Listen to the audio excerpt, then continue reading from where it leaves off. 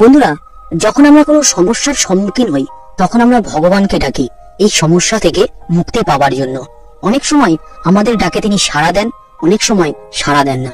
জীবনে কিভাবে চললে ভগবানের সাহায্য পাওয়া যায় এবং সকল সমস্যার সমাধান হয়, সেই সব আমরা স্বামীজির দেওয়া এই উপদেশগুলির মাধ্যমে জানতে পারবো। বন্ধুরা, ভগবান সকলেরই সমস্যার সমাধান করে, কিন্তু কারো আগে করে, কারো বা পরে করে। স্বামীজির বলা এই 5টি কথা যারা মেনে চলেন, তারা যে কোনো রকম পরিস্থিতিতে থাকুক না কেন, ভগবান খুব তাড়াতাড়ি তার সমস্যার সমাধান করে দেবেন। বন্ধুরা, স্বামীজি বলেছেন, যেরকমটা আপনি ভাববেন ঠিক সেই রকমই আপনি হয়ে যাবেন। যদি আপনি নিজেকে দুর্বল হিসেবে মনে করেন, তাহলে আপনি দুর্বল হয়ে যাবেন। আর আপনি যদি নিজেকে শক্তিশালী হিসেবে গণ্য করেন, তাহলে আপনি শক্তিশালীতে পরিণত হবেন।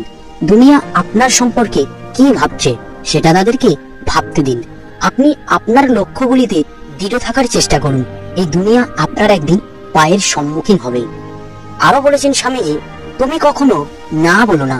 তুমি অনন্ত, সমস্ত শক্তি তোমার মধ্যে নিহিত আছে।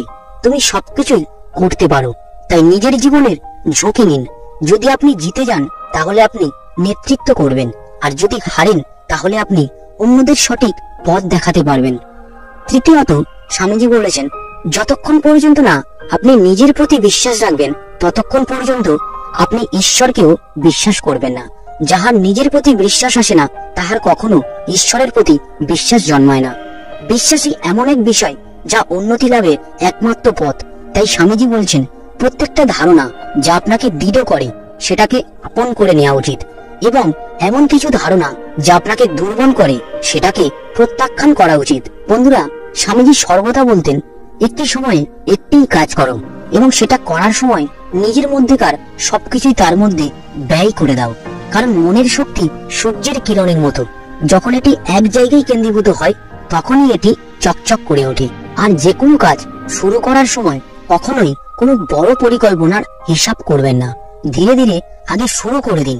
আপনার ভূমিকে নির্মাণ করুন, তারপর ধীরে ধীরে এটিকে প্রসার করতে থাকুন।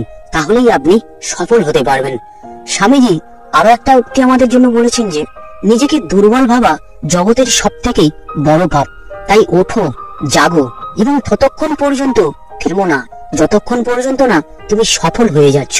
যারা চেষ্টা করে, ঈশ্বর তাদেরকেই সাহায্য করে। তাই সর্বপ্রথম প্রয়োজন আমাদের আত্মবিশ্বাসটা রাখা। আত্মবিশ্বাসের বলে সকল কিছুই আমরা সম্ভব করে তুলতে পারবো। তাই নিজেকে সর্বদা বলো, আমিই পারবো। I can do it, anything I can do it.